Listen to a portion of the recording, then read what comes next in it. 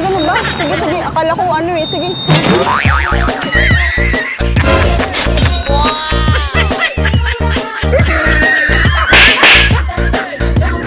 Tatay! Oh, bakit? Ano ba yun? Ha? Ano ba yun? Hindi kasi, hindi mo ba nakita yun doon? Wala nga. Ayun lang, hindi nakita mo? Wala rin. Tumingin ako dun eh, wala eh. Wala akong nakita. Ulag ka na tatay. Ano ba yun? Gago, ikaw, mga tanga!